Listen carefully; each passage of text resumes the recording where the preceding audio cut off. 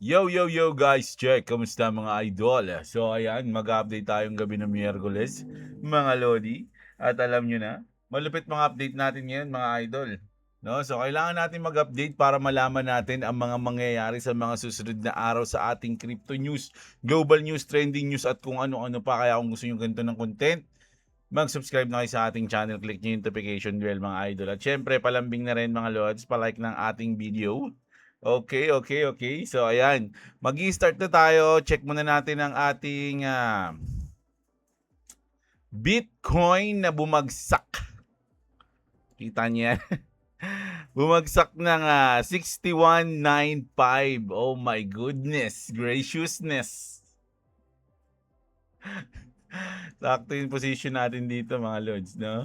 Pero mamaya na. May position tayo sa XRP mga lods Halos dito rin sa baba niya. Kaka-position ko lang.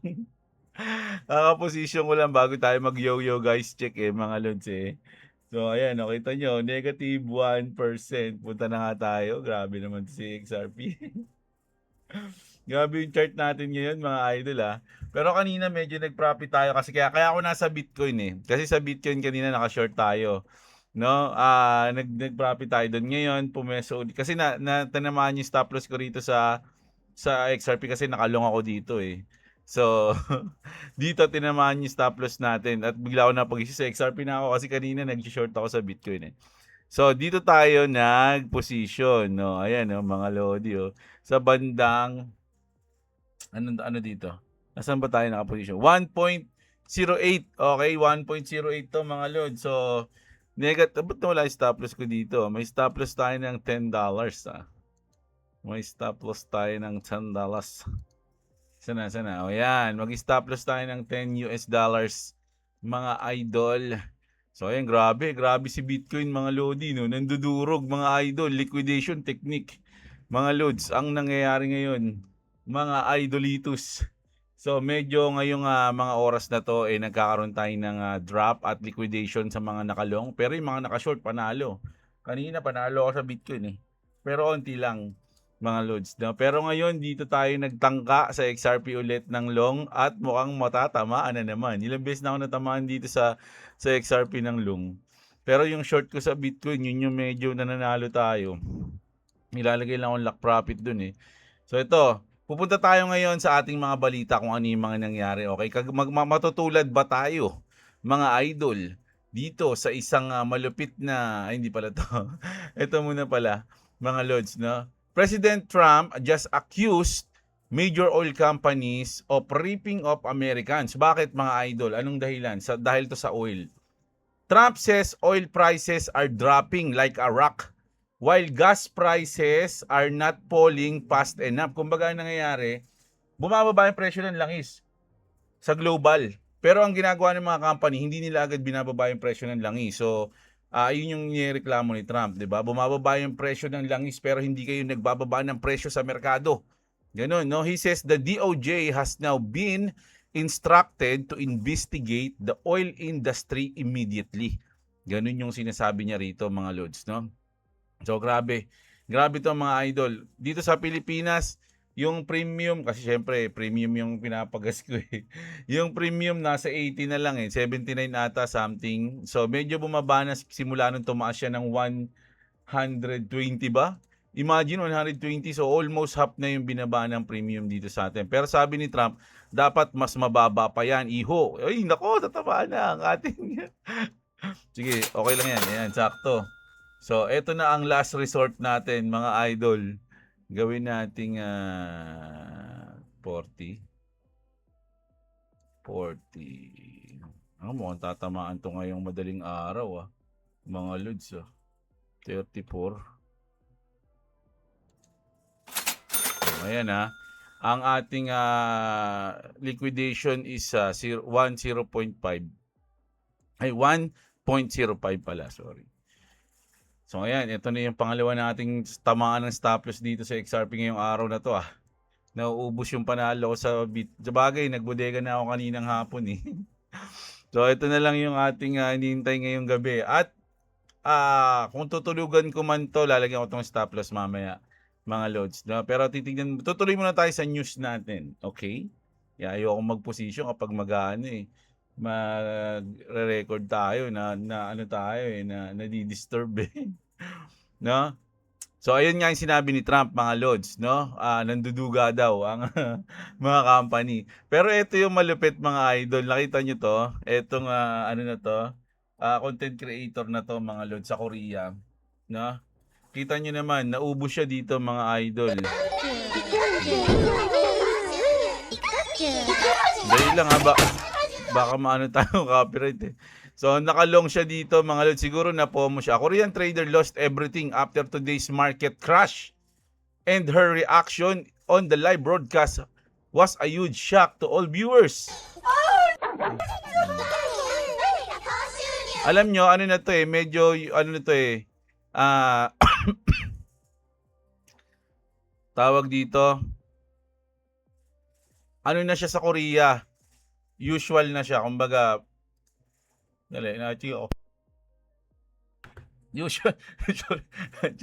Usual na siya sa Korea, ginagawa talaga to ng mga content creator na trader na medyo nag-overreact sila kasi meron sila mga donation dito mga lods eh. So ang ginagawa nila, magre-react sila ng ganyan para may mga mag-donate sa kanila. Pero ayun, nasira niya pa yung monitor niya mga lods. No. Nakakabaliwan trading, so kailangan mag-ingat kayo lagi pag nagtitrade kayo, okay? Mga idol, no? So dapat meron kayong stop loss at lock profit, no? Yan ang importante para di kayo magaya kay ate. Kay ate na sobrang gigil, binasag niya ang kanyang monitor, no? So grabe. Eto na tayo. Bit Pinas. Around 7 million Bitcoin are exposed to quantum computing attacks in the future, sabi ng Coinbase. Technical report says. So, ito na nga yung kinakatakutan ng iba, mga lods, yung quantum computing. Pero, sa tingin ko, medyo malabo na to kasi may pinirmahan bata si Trump, di ba, tungkol dito. At sa tingin ko, mag-a-update o mag-a-upgrade ng Bitcoin bago mangyari to. Kasi yung Ripple nga nag-a-upgrade, ngayon pa lang eh. Mga lods, nagbabayad pa nga sila pag may nakita kayong vulnerability. Di ba? Babayaran namin kayo. Ganun yung ginagawa ng Ripple eh. So, malupit yun mga idol, di ba? So, huwag niyo masyadong isipin to mga lods. Medyo matagal pa yan mga idol. Pero nandiyan yung news na yan. Kaya, alam nyo na, dapat alam nyo. Di ba? So, kanina nag-news tayo na na-exploit ang Cardano. So, ito ang reaksyon ng pinakamalupit na developers na si Charles Hoskinson.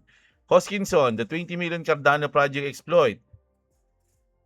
This is the unfortunate reality of crypto. Grabe yun. Charles Hoskinson says the amount of ADA lost may not seem huge compared to other crypto hacks. But he stressed that this brings no comfort to users who may have lost all their ADA. Tama yun. No? Kasi syempre, yung iba, kahit onti lang yung ADA nila, yun na lang yung sa kanila. Kasi yung, pag maraming ADA, malaki rin yung puhunan nun, mga loads. Kung ikaw naman nagbobodega ka lang, maliit na retailer ka lang, tapos nawala, halimbawa, yung sa akin, naubos yung XRP ko, di ba? Nakakalungkot yun kasi kahit na konti lang yun, ilang buwan, ilang taon mong inipon yun eh. Di ba? Tapos makakompromise lang ng ganun, nakakasama ng loob yun. It hurts whenever they lose anything, the ADA founder said, no? So, maano talaga yun. Pero ayun yung reaction ni Charles Hoskinson. Hindi ko alam kung sincere siya sa sinabi niya o ewan ko dito sa tao na to, mga idol. Kasi si Charles medyo ano to eh, weird. Hindi ko alam kung concerned siya sa community niya o hindi. Kasi lahat ng plano niya ito medyo nagpahinga nga to, di ba? Ba't ngayon bumalik na? Di ba? Brings no solace to people who've lost funds. Because for them, that's all their ADA, or at least a great amount of it, and it hurts them when they lose anything. So, punta tayo ngayon dito. It's in fact, kasi nga, di ba, yung magkakaroon tayo ng yung July 17, no? Sa Clarity Act meeting. So, marami nagsasabi na medyo malabo na yung July 4. Isa nga ako na sa nagsabi nun eh. Kasi yun yung nabalita. Ayun yung sinabi ni Grok eh. Medyo malabo na yung July 4. Kaya nag-schedule na sila ng July 17. Pero mga Lodi, sabi dito ni Vincent Bancode, mga idol. It's in fact more evidence that Clarity Act might pass on 4th of July.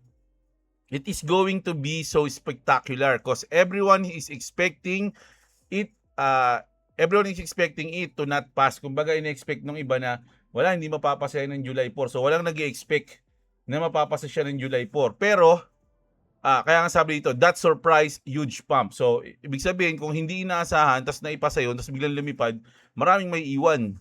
Diba? I'd say the pump will be bigger than the November one that took XRP to near its all-time high. So, grabe, no?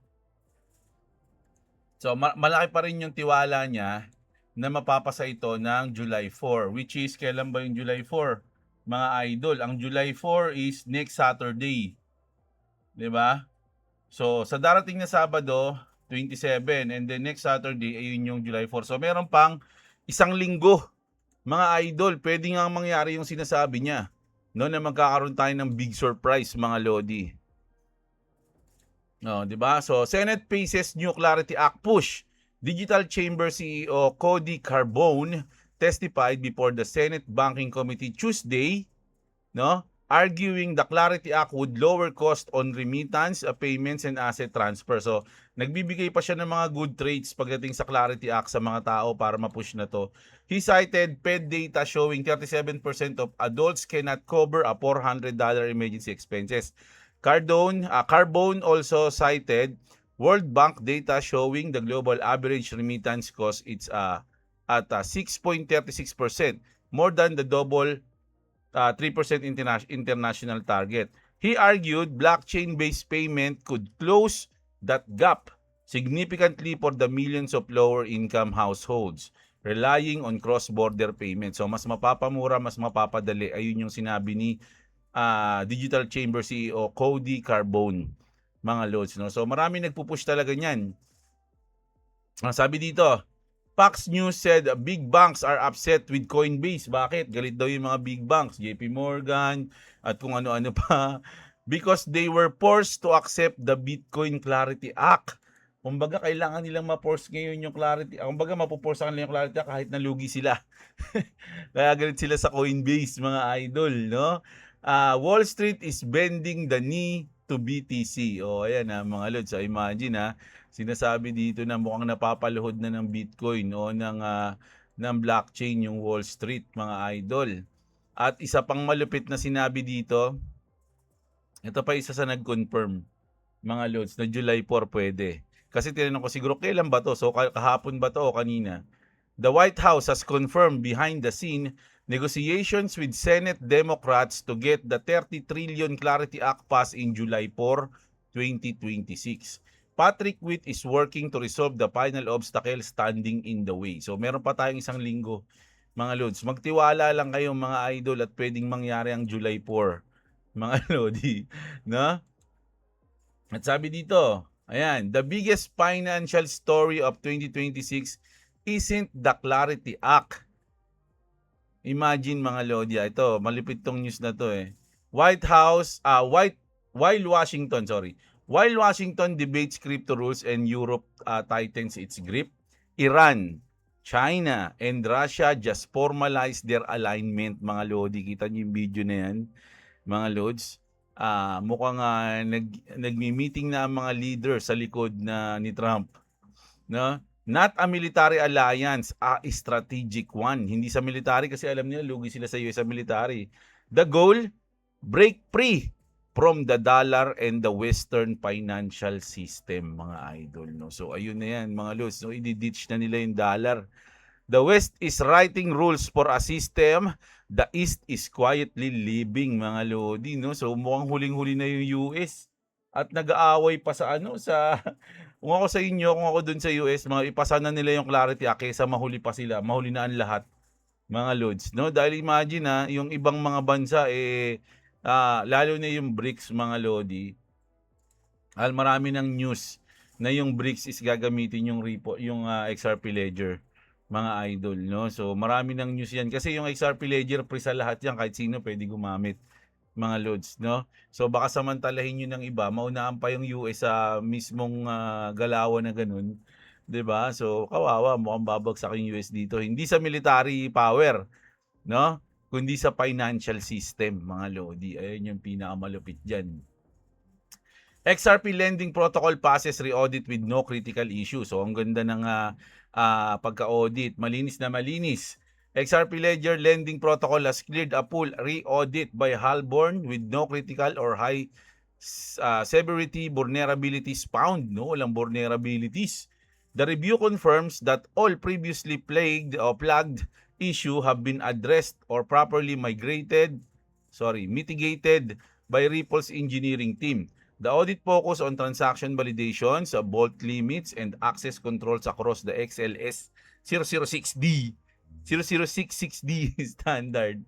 Halborn assessment use code diffs, manual review, and automated analysis. So, napakaganda ng review nila dyan, mga lods. So, at ito ngayon lang to, ngayong gabi lang to, mga lods. O, ayun, 7:14 PM, mga lodi, nag-post yung Swift. Swift is a network of thousands of institutions worldwide, making it possible to move value seamlessly around the world. Ito yung pinakamalupit dito, mga lodi. We are now collaborating across the network to raise the bar for cross-border payments on current and future rails. Current rails, mga lods, future rails, alam nyo na yan. Discover what's next and how we're helping shape it, mga lodi. Sabi nga dito, tell us you partnering with Ripple without telling us XRP. O, ayan. Naalala niyo yung post na to ng Watcher Guru tsaka ng basta tatlong malalaking channel yon na may mga millions of viewers o millions of followers na nag-post ng pare-parehas na post na ganito. Ang sabi sa post, Swift nearing agreement with Ripple to use XRP for cross-border payments with billions of XRP secured in escrow as liquidity reserve. And within an hour, lahat ng channel na yon na nag-post nito kasama yung Watcher Guru is sabay-sabay na binura yung post na yun. And then sinabi nila nag-hack daw sila. Imagine, lahat yun sabay-sabay nag-post sa sabay-sabay nilang binura. At sinabi nila na hack sila. At pagkatapos sila sabihin hack sila, nabalik na sa kanila yung account nila.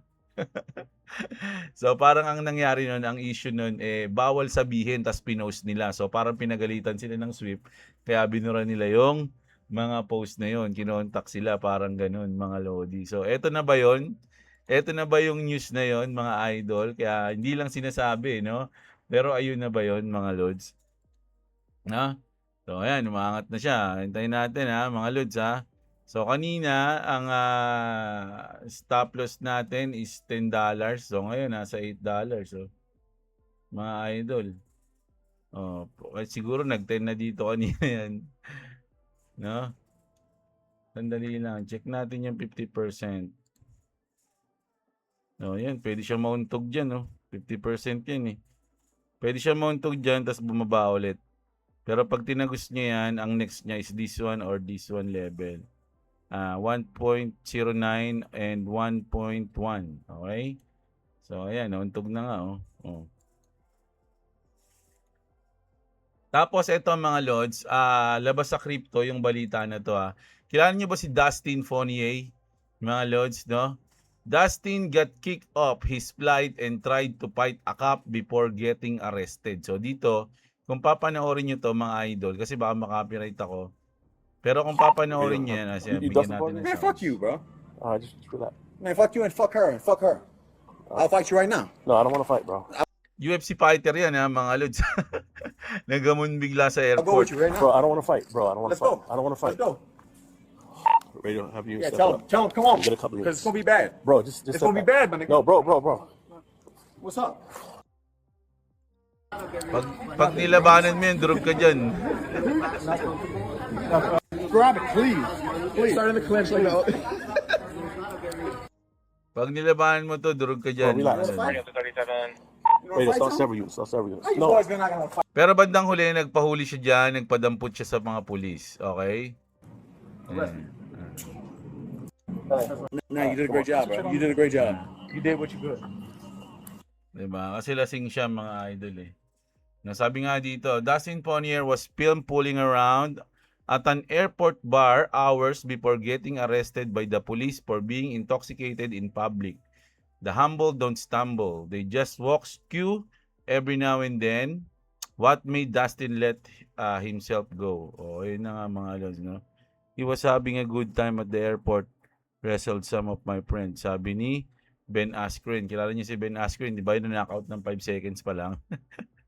Siya yun, mga lods. So, ayan. May sounds pa rin. Oh, ayan. So, ang pinaka overall news natin ngayon, mga lodi, isa to importante itong sinabi ni Trump na to, mga idol. At syempre, yung update sa Cardano.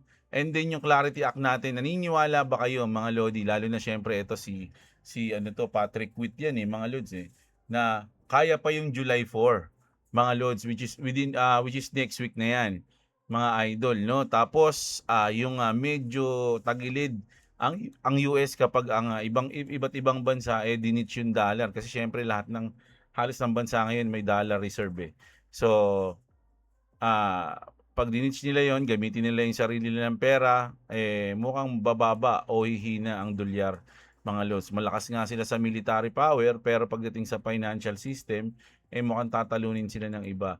Tsaka alam nyo mga lodi, sa technology, yung China medyo sumasabay na yung China sa technology, mga idol, no? Ang sa akin, yung US, mga lodi, nga, medyo maganda. Actually, yung Tesla nga, mga lodi, meron na silang mga part ng Tesla na ginagawa sa China mga lods Tsaka alam nyo naman yan, yung mga Apple, yung mga iPhone nyo, yung mga trabahador dyan, mga lodi, na meron din sa China. 'Di ba? Yun nga yung binanggit dun sa parang tawag doon human mali daw yung ganun mga lods, mababa sahod tapos ginagamit nila yung kahirapan ng mga tao para magsilbi sa kanila, no? Parang ganun yun. So hindi natin alam kung sa lifetime natin makikita natin na bumagsak yung US, mga lods, no? Pero kung mangyayari yun, ako medyo mabilis yun. Tandaan nyo, dati pinakamakapangyarihan Rome. Pero bumagsak sila. Persia, pero bumagsak sila. Ngayon, US. Hindi natin alam. Malay nyo, Philippines yung susunod na makapangyarihan. Malabo pa sa baw ng posisyon, mga lods, No? So, basa tayo ng mga comment nyo, mga idol. Everything is... Iba yun, Ayan, 8 hours ago. Okay. Sabi dito, Boss Robo, ay Master Jeblo pala ka boses mo kasi si Boss Robo. Boss ko ba si Boss Robo? Ayan.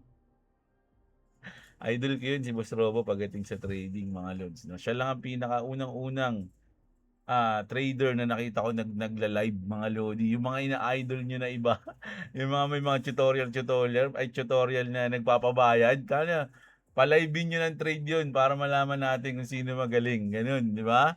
Pero si Boss Robo, kita nyo naman, matatalo, makikita nyo, mananalo, makikita nyo. Ganun siya, no? What you see is what you get. Ganun kagaling yun si Boss Robo. Si Arnold, shoutout sa'yo. Inggit you gaya me. Ayan, shoutout sa'yo. Ingat ka dyan sa Dubai, idol. Si A. Sarmiento, Boss Jeblo, pwede ba yung mga crypto mo na nabili sa GCash o sa Maya ililipat sa cold wallet? Pwede po, idol. Pwede yun. Kung pwede, paano? Hindi ko alam. Hindi ko pa natatry yun Meron siguro ng tutorial sa YouTube. Wala akong tutorial, idol Pero sa tingin ko, meron nun sa YouTube, mga lods, no? XRP holders, blockchain base ang ipapalit sa BSP. Pwede. At malamang mangyayari nga yan, mga lods, no?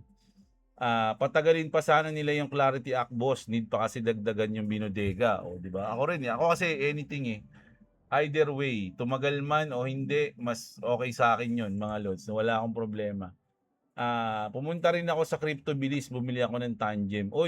Siyan, idol, si Peng Kalag. Nakapunta ka pala doon. Kasi malayo kasi sa amin yun Kaya nang minutor namin ni boss yun, umulan pa nga ng malupit Pero nang minutor namin yun, goods naman, mga lods. Kaya lang, inabutan kami ng ulan ng pag-uwi Arnel Sapitanan, shoutout sa iyo. Si Yuna Leska. Boss Jeb, Trust Wallet, pwede ba yun? Pwede rin naman, mga lods. Actually, kung wala talaga kayong pambili ng cold wallet, pwede naman yung MetaMask. Ito yung pangalawa sa, kumbaga kung wala kayong cold wallet, ito naman yung hot wallet na tinatawag, yung MetaMask, which is kailangan nyo lang dito yung, kumbaga maglalagin kayo. It's either MetaMask, pwede rin yung Ronin wallet, no? Pwede rin yan. Kaya lang, limited lang yung makukuha yung token dito sa Ronin wallet. Sa MetaMask, marami, yan.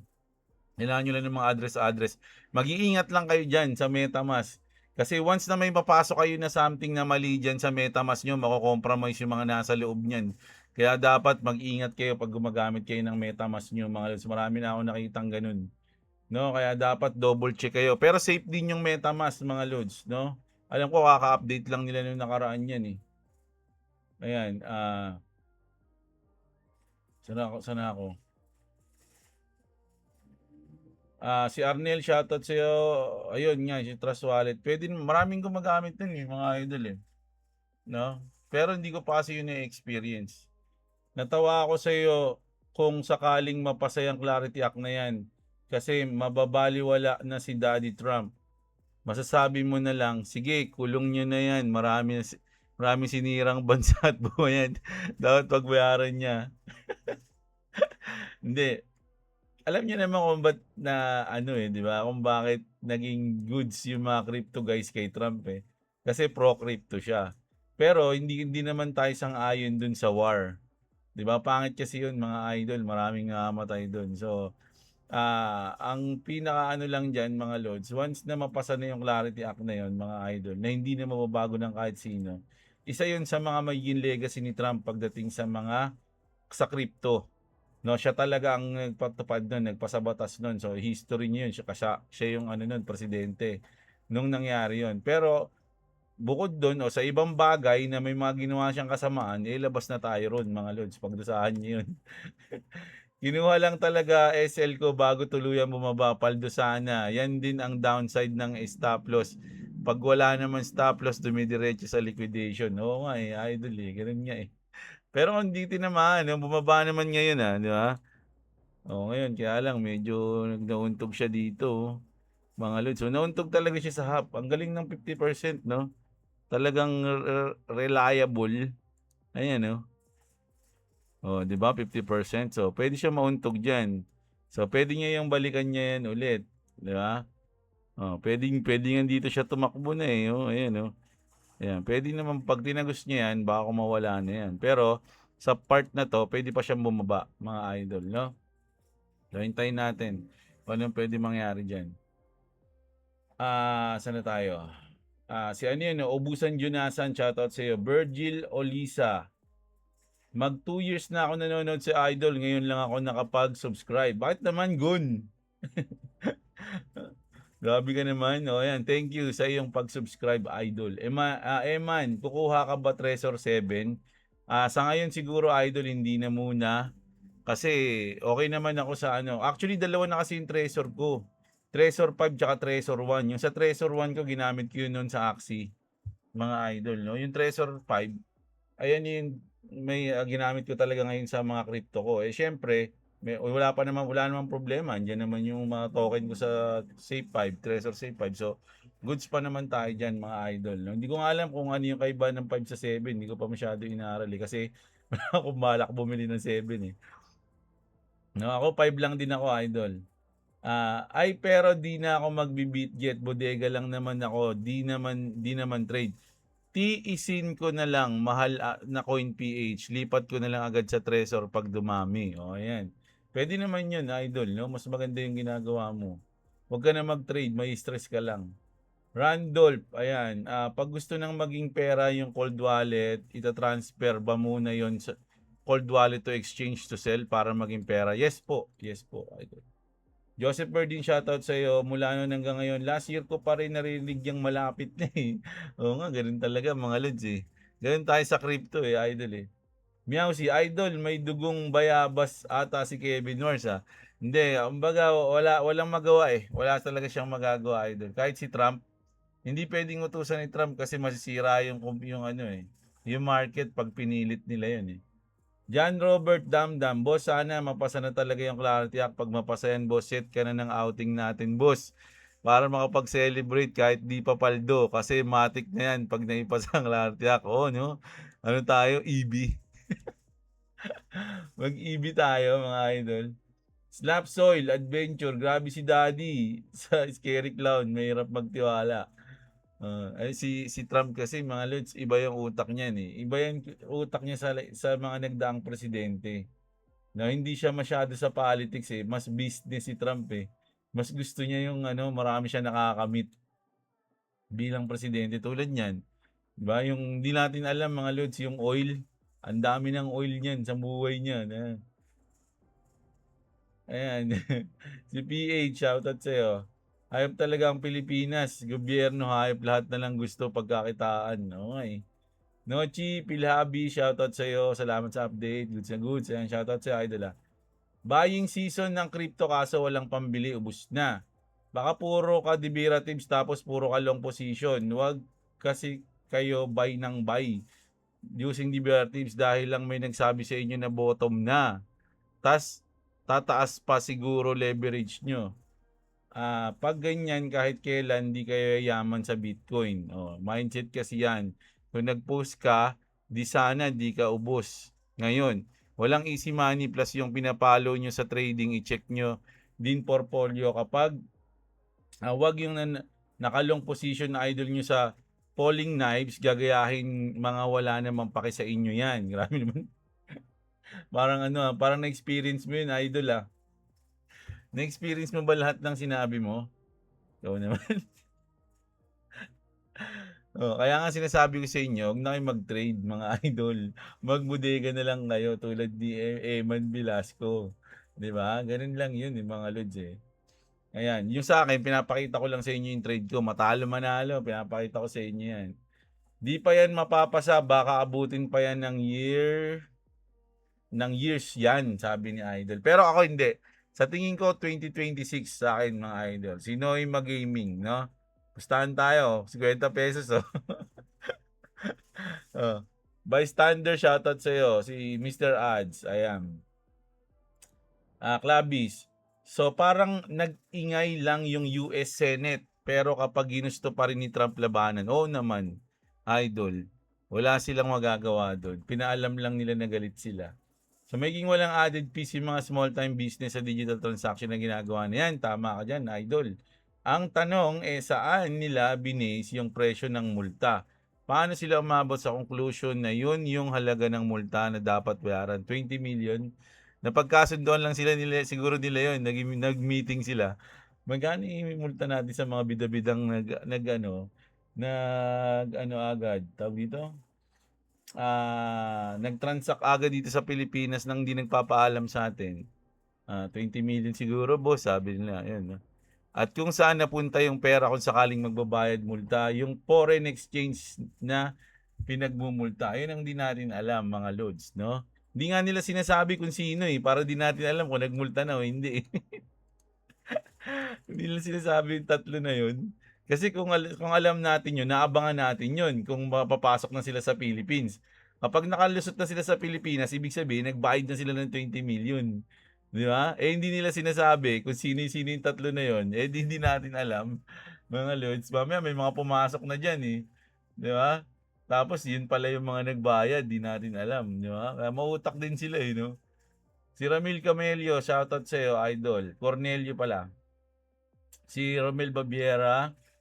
Ayan, si OJT, si Patrick, si King Shang, si Rezo Joy, Neil, shoutout sa'yo, Bagsak Idol, yes. Stephen Andre, si Rezo, at ang nag-champion, si Santos Jandel, mga Lodi, no? So, ayan. Grabe yung balita natin ngayon, mga Lods, no? Sana kahit papaano, bagsak yung market. Nakaisip kayo ng mga paraan.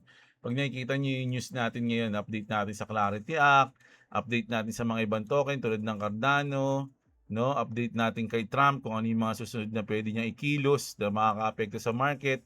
No, sana naisip nyo kung ano yung mga, ganun pala yung ganawa. So, dapat ganito yung diskarte ko ngayong buong linggo na to. Depende sa gagawin, di ba? So, ayun mga Lods, no? Ayun yung news natin ngayong gabi, no?